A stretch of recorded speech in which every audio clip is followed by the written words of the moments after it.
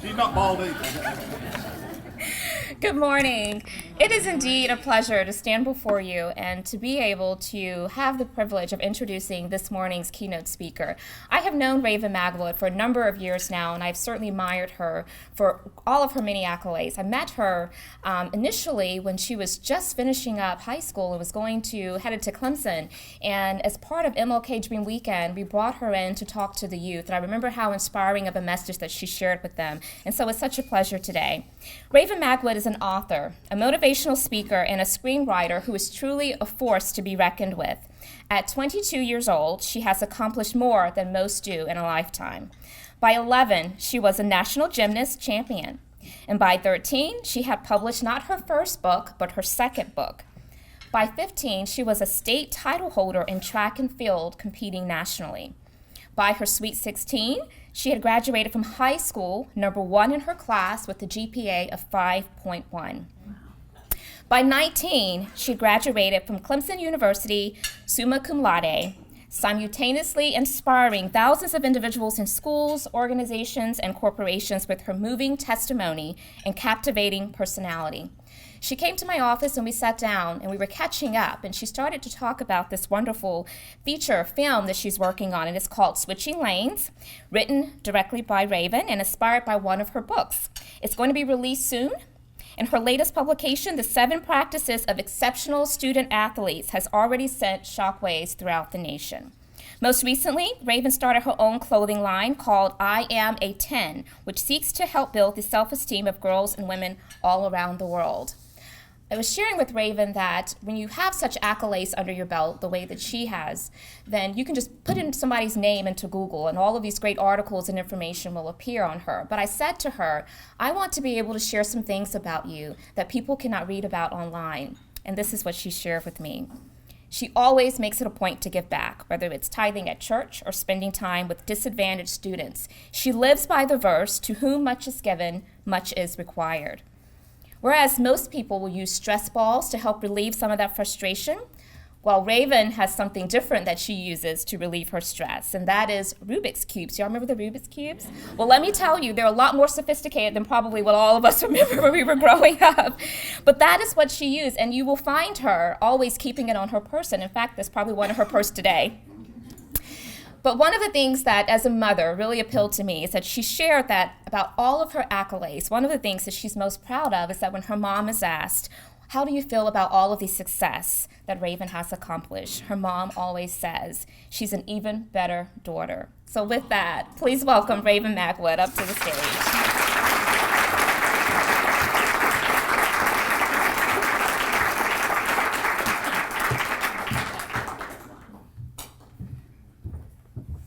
Good morning. I said good morning. Good morning. Thank you so much, Nika, for that awesome introduction. And thank you, Chamber, for having me here today. It's a privilege as well as an honor to be able to speak with you at this Friday Forum. And I think Tripp told me I'm the first female keynote speaker at the Friday Forum, so I feel blessed to have the opportunity. 10 years ago, when I was only 12 years old, I had my first experience as an entrepreneur.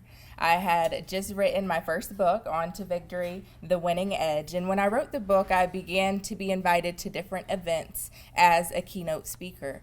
And I remember being invited to a church, and afterwards the pastor came up to me and I made $200. And at 12 years old, I thought, oh my gosh, I'm rich. I said, this is what I'm gonna do the rest of my life. And I just really enjoyed the experience. And what I enjoyed so much about it as a quote unquote entrepreneur at 12 years old is that I got to call the shots. No one told me what to write in my speech. No one told me when to work on it. I got to write exactly what I wanted in order to motivate the audience, and I got to decide when and where I would write this speech, and I just absolutely love that feeling.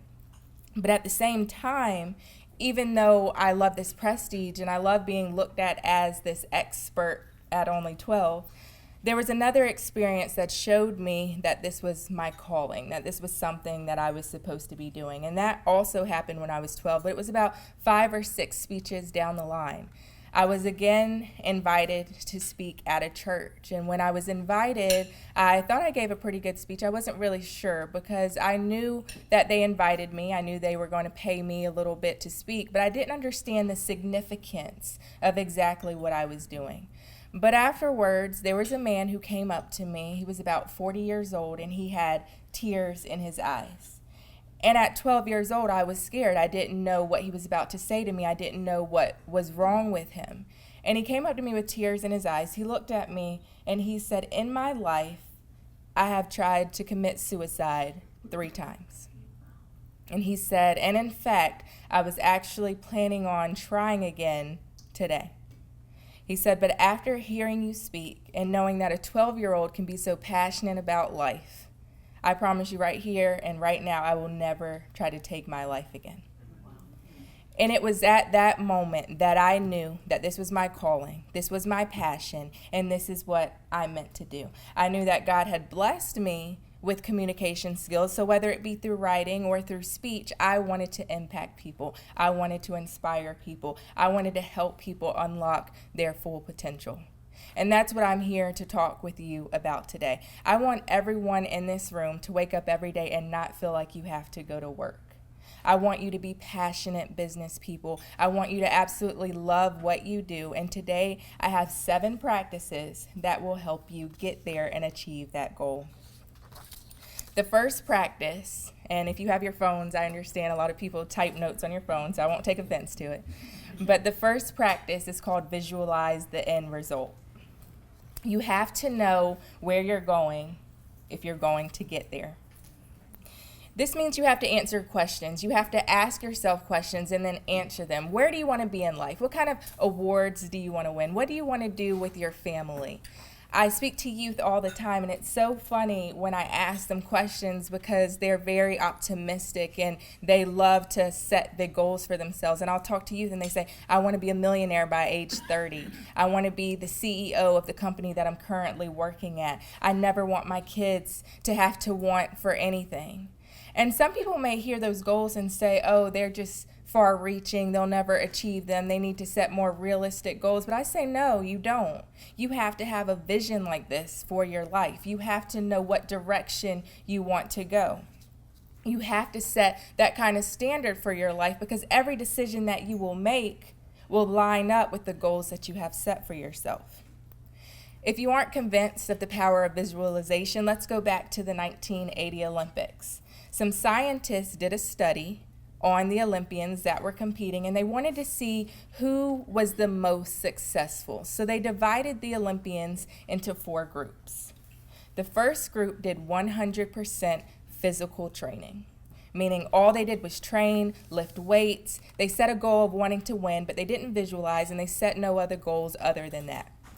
The second group did 75% physical training and 25% mental training, meaning 25% of the time they visualize. They envision themselves standing on the podium and winning gold. They put themselves in different situations mentally. And they did this in addition to the 75% of the workout time. The third group did 50% physical training, 50% mental training. And the fourth and final group did only 25% physical training, meaning only 25% of the time did they actually work out. And then 75% of the time, they did mental exercises. They envisioned what was happening. They put themselves into different situations. And by the end of the Olympics, can you guess which group had the most gold medals? It was the last group, the fourth group, that only did 25% physical training and 75% mental training. They visualized, they set goals, they had a vision for themselves. And this is what I'm saying is so important for us to do in life. You know, when you get in your car and you say, okay, I'm going to head to Walmart, you know where you're going to Walmart. Okay, you don't just get in your car and sit there and not know where you're headed. But that's another thing. You may not exactly know how the journey is going to unfold. You don't have to wait until every light is green before you leave your house. But as long as you know where you're going, you know the route in order to get there. And that's what I'm saying. You have to have a vision, whether it's for your life personally or whether it's for your business. Have that vision. Set those goals. Number 2 is called bring the house down. And really what I mean by this is to give your all, because you have to give your all in absolutely everything that you do. Accomplishing goals is not easy, and I think a lot of times people overestimate or underestimate the amount of work that is required in order to achieve a certain amount of success. Whether it's in work, whether it's in a relationship, whether it's personal, you have to put in the effort in order to see success. I love the story of this little boy, and he wanted to be successful, and he told his family and his friends, I want to be successful in life. So they said, well, there's this local guru down at the beach. Maybe you should go visit him and tell him what your plans are. So the boy said, okay, I'm going to this guru, and I'm going to be successful. He's going to give me the keys to success. So the boy walks to the guru, and he says, I want to be successful. The guru said, are you sure that you want to be successful? He said, yes. I want success. He said, are you sure you want success? He said, yes, give me the keys to success. So the guru said, okay, follow me down to the ocean. Let's go down here. And the boy was a bit confused, but he said, okay, I'll follow you. They start walking into the ocean, and at first they're ankle deep, then they're knee deep, then the water's coming up and coming up. Now they're neck deep, and the boy's confused. Why is this man taking him into the ocean? He wants the keys to success. Before he had time enough to finish his thought, the man shoved him down in the water. The boy tried to get back up. The man shoved him back down in the water. The boy was fighting. He tried to get back up. The man shoved him back down again. And just as the boy was about to pass out, the guru lifted him back up. The boy was shocked. He was breathing hard. He said, oh my gosh, why are you trying to kill me? I just want the keys to success. The guru looked at him and said, when you were under the water just now, what is it that you wanted more than anything in the world? And the little boy said, I wanted to breathe. The guru said, when you want success as bad as you wanted to breathe just now, that is when you will be successful. We've all been given 24-hour days. You, me, Steven Spielberg, Oprah Winfrey, Bill Gates, Donald Trump. We all have 24-hour days. But the question I want you to ask yourself is, what are you doing with your 24 hours? Success as a business professional, it doesn't come easy. Success as a person in general does not come easy. What are you doing with your 24 hours? Are you really making the most of it? Or are you making excuses? Trust me, there are no traffic jams on the extra mile. Jerry Rice, one of my favorite football players, he's considered to be the best wide receiver of all time. He once said, today I will do what others won't, so that tomorrow I can accomplish what others can't. That's how I live my life. You always have to recognize the opportunities that are in front of you, and then you have to be willing to work hard for them. There once was a man who was drowning in the ocean, and he said when a boat came by to save him, you don't have to save me, Jesus will. He was still drowning in the ocean. Another boat came by and said the same thing. You don't have to save me, Jesus will. Third boat came by. The man had the same response. You don't have to save me, Jesus will. Finally, a helicopter flew over his head, still offering the man help, and he still had the same answer. You don't have to save me, Jesus will. Eventually, the man died. He went up to heaven, and he was angry. He asked God, why did you let me drown? You saw me there, drowning in the ocean. You could have done something about it. God said, I sent you 3 boats and a helicopter. What more did you want me to do? And a lot of times, that's how we live our lives. We have opportunities right there in front of us, and we don't take advantage of it. Trust me, opportunity knocks, and it knocks a lot. But you still have to get up off your butt and go answer the door, right? Take advantage of the opportunities and work hard when they're placed in front of you. Number 3, recognize your true strength. And what this means is that your mind is a powerful tool. You can never forget that. Your body cannot do anything unless your mind first makes up its mind to do it. It's just like if you get down and you say, I want to do 20 push-ups. You might have been able to do 30, but you told yourself you were going to do 20 push-ups. It's like that in life. You can't give up. Your body can't give up unless somewhere in your mind you've already given up. Your body can't be in amazing shape unless your mind is first in amazing shape. I love the quote by Henry Ford. He once said, "Whether you think you can or think you can't, you're right." I love that. I absolutely love it. And that's why I want you to repeat after me today. I am a 10. I walk like a 10. I talk like a 10. I get what I want when I want it. Because I always do what I ought to do when I ought to do it. I'm healthy. I'm wealthy. I'm smart. I'm strong. I am a 10. Now, that may seem silly now, but when you repeat things to yourself over and over again, you do start to believe what you're saying is true. It's why I say we have so many pathological liars in the world. Honestly. You have people, I know, ironically, honestly, we have pathological liars in the world. No, but seriously, you have people who lie to themselves over and over and over again until they actually start to believe what they're saying is true. And so if you can flip this around into something positive and wake up every morning and say, I am a 10, I walk like a 10, I talk like a 10, you will start to believe what you're saying is true. You'll start to walk different, talk differently, act differently, perform your daily tasks differently because you will believe that you are a 10. Because every day you have a choice. We have a choice to say, I'm going to have a good day today, or I'm going to have a bad day. You have a choice to wake up and say, you know, on a scale of 1 to 10, I am a 10, or maybe I'm just a 4 or 5. Now, is life perfect all the time? Of course it's not. But you have to make up in your mind how you're going to respond to situations. Life is only about 10% of what actually happens to you and 90% of how you react to it. Life isn't always about holding a good hand, but if you have a bad hand, do you play it well? Those are the things that you have to ask yourself and think about. Your mind is so powerful. So what thoughts are you putting into your mind? Those thoughts lead to actions. So I want you to repeat after me again, and this time like you really, truly mean it. I am a 10. I walk like a 10. I talk like a 10. I get what I want when I want it. Because I always do what I ought to do when I ought to do it. I'm healthy. I'm wealthy. I'm smart. I'm strong. I am a 10. Now give yourselves a round of applause.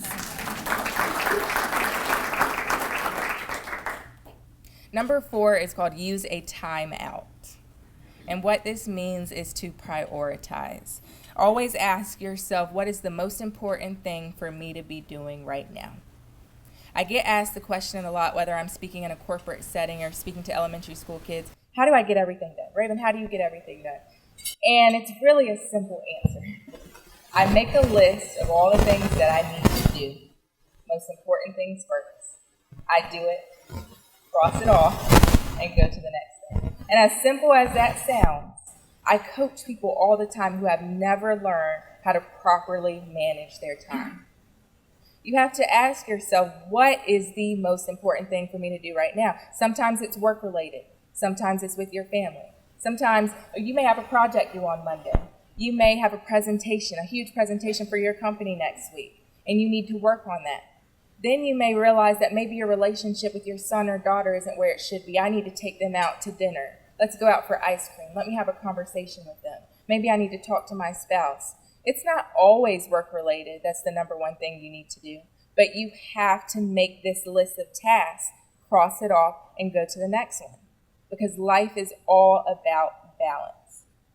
I get asked all the time, being as young as I am, well, Raven, you were at Clemson at 16, 17, 18 years old. You know, I guess you just stayed in your dorm and studied all the time. And I tell them, no, I didn't.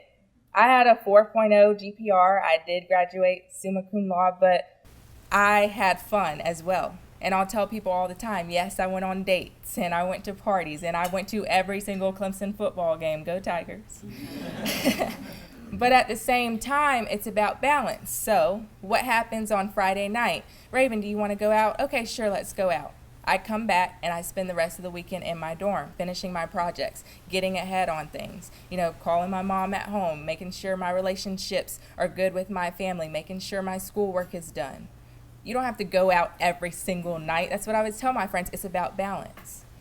If you have a big work project due on Monday and maybe some of your colleagues want to go out and play golf, am I saying you have to say no? No. But maybe play 9 holes instead of 18. Maybe not go to breakfast and lunch and dinner after, you have to have balance. And it's not all about working all the time and not playing, because you have to renew yourself. You have to renew your spirits. You have to renew your minds, your soul, your body. Because we're like cars, if you want to think about it. You can get in your car and you can ride around all day, but sooner or later you're going to have to do what? Stop and put gas in. So you have to rest. You have to take breaks. But then when you fill that tank up, it's time to get back to work. So remember, it's about balance. Use the timeout and prioritize. What is the most important thing for me to do now? But also remember that life isn't just one category. It's not all work. It's not all play. It's not all relationships. There's many categories.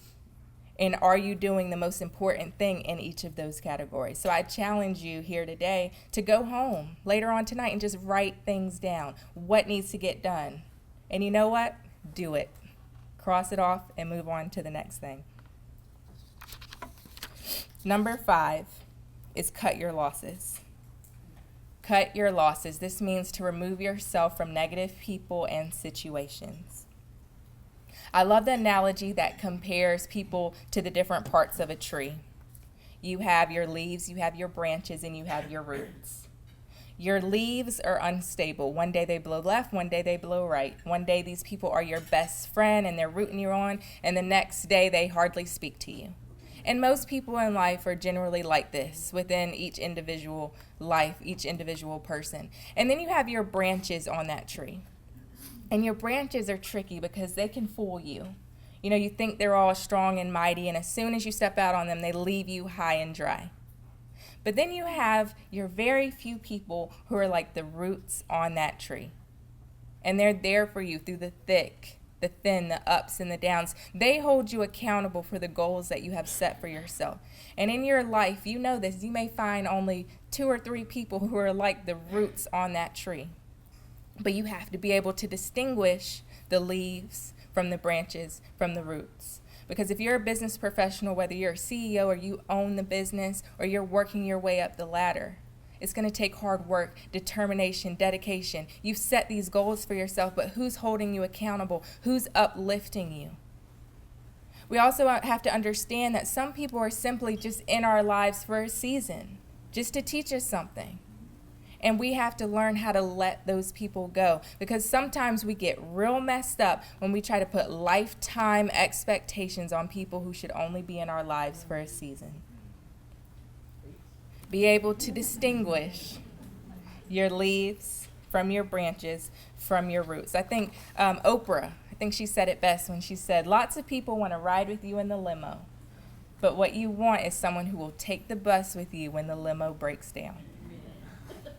You may ask me, well, Raven, what if I can't remove myself from a negative person or a situation? You might say, well, my boss is horrible. I can't just walk in and quit. No, you can't. And I admit there are a lot of things in life that you can't immediately change. Maybe you're having a poor financial situation right now. No, you can't just go print money. I understand that. But you can change how you look at every situation. Every single situation. If you can't change it, change how you look at it. Number 6, go back to square one. All this means is to learn from your mistakes. Go back to square one. Because at some point in time, you're going to make a mistake.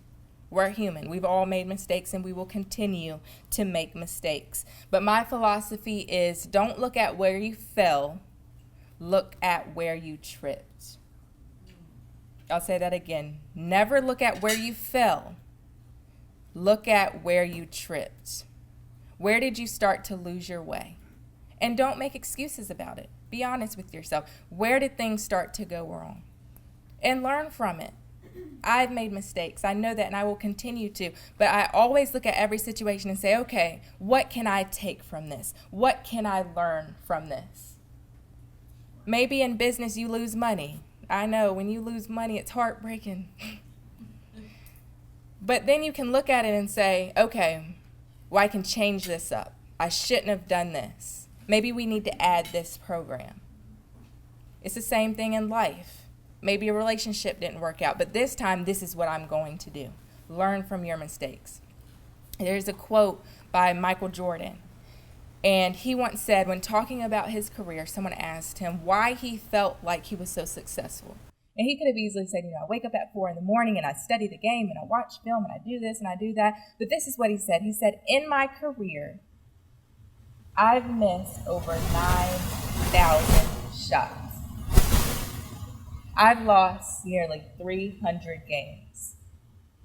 26 times I've been trusted to take the game-winning shot and I missed. I've failed over and over and over again in my life, and that is why I succeed.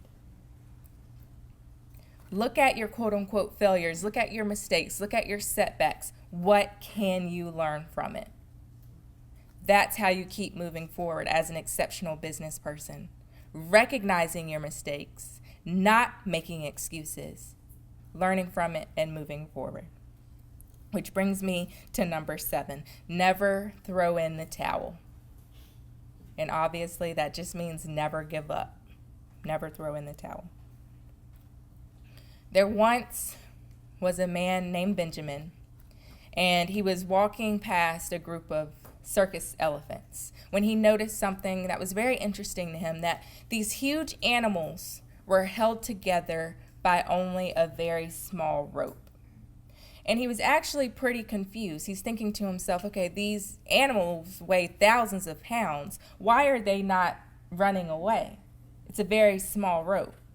And he was asking this question to himself, and he tried to answer it himself, and he just couldn't. So he went to the circus trainer, and he asked, why are the elephants not running away? There are no chains. There are no cages. The rope's not even that thick. How can you keep them walking in a straight line? Why are they not running away? And the circus trainer actually laughed. He said, it's easy. When they're really young, we use the same size rope to tie them down. And at that age, it's enough to keep them from running away. They try to get away and they can't. They try to get away and they can't. They try again to get away and they can't. So they're actually conditioned to believe that they can never break free of that rope. Even when they get bigger, even when they get stronger, in their minds, they think they can't do it. And I love that story because how many of us go through life with that same mindset? We try something once, twice, maybe even 3 times, and we give up because we think we can't do it. When every single day we're becoming better people. We're growing mentally. We're growing physically. But just because we failed at something once or twice before, we don't continue to try. We can never give up, no matter what. You take a girl who was born to a teenage single mother in Mississippi. She was raped at 9 years old, born into poverty, told all her life she would never be successful. All she wanted to do was be a journalist. And people told her, you don't look good on TV. Your eyes are too far apart. Your hair's too thick. You're too fat. You will never have a career in journalism. And then you look years later, and Oprah Winfrey is worth $3.5 billion. People said, you don't look good on TV. You will never make it. And she had the #1 rated talk show in the world and now owns her own network. Take a woman who is newly divorced, had a small child, was on welfare. The only job she could get was as a waitress in a restaurant. She had to work a lot. Most of the time worked all day long, but she had an idea for a story that she knew she had to get down. So because she couldn't go home and type it on a computer, she said, I'll write it on scraps of paper in this restaurant. I'll write it on napkins, but it's going to get done. She ended up finishing the book. She sent it to one publisher. They said no. She sent it to the 2nd, 3rd, 4th, 5th publisher. They said no. 6, 7, 8, 9, 10, 11. 12th publisher said, absolutely not. We don't want this. This is ridiculous. This story will never be successful. It's unrealistic, and I promise you that no one will ever care about that Harry Potter kid. J.K. Rowling is worth over $1 billion now. You take a guy who loved the sport of basketball. All he wanted to do was play. He's a 15-year-old kid trying out in the 10th grade for his high school varsity basketball team, and he gets cut. Coach says, you're not good enough to be on my team. He could have given up. Maybe he wasn't good enough. Maybe basketball wasn't his sport, but he didn't. He worked hard every single day, and he ended up growing 6 inches in that year, came back his 11th grade year, made that varsity basketball team, went on to play at the University of North Carolina, went on to play for the Chicago Bulls, made the number 23 famous, and Michael Jordan is now considered the best basketball player to ever live. And he's also part of the newest list of the world's billionaires. Worth over $1 billion. And the Jordan brand for Nike brings in over $5 billion for Nike every single year. Think if he would have given up. In my own life, I've had my own setbacks. You know, people see me as this national gymnastics champion. What they don't know is that I had a knee disease that caused me chronic pain every single day. I missed practices. I missed competitions. Sometimes I would cry. The pain was so bad I didn't know whether that's what I should be doing in the first place. But I did end up becoming a national gymnastics champion, despite that knee disease, despite those physical struggles. I then ended up having 3 surgeries. When I wanted to publish my first book, I had people tell me it would never get published. No one wants to listen to what you have to say. You're only a 12-year-old kid. When I was 19 years old, I was in my senior year at Clemson University. Should have been the happiest time of my life. It's senior year. But I came home one day for a routine doctor appointment. Didn't think too much of it. I was going back to Clemson the next day. And the doctor told me that he found a lump in my right breast. I'm 19 years old. What are you telling me right now? All these thoughts started running in my head. Am I going to see my 20th birthday? God, why are you doing this to me? I'm trying to be a good person. Are you really going to let me go now? Should have been the happiest time of my life. I'm sitting in class. I'm smiling. Nobody knows what's wrong with me. Sammy Watkins is my laugh partner. Yes, I did most of the work.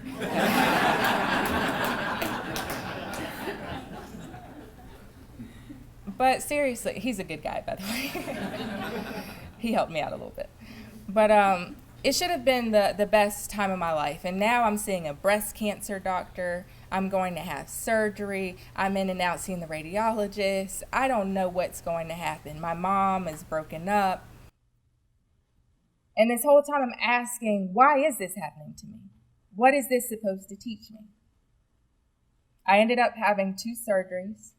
I had lumpectomies. They removed the tumor, and it did end up being benign instead of malignant. So I thank the Lord every day for that. But at the same time, I had to figure out what was I supposed to learn from that. And I learned a lot. I wake up every day wanting to attack the day. Because the fact that every single one of you is in this room alive and well means that you still have purpose in your life. There's still things for you to do. And going through that moment of uncertainty and not knowing what was going to happen, it made me appreciate people so much more. It made me appreciate life so much more.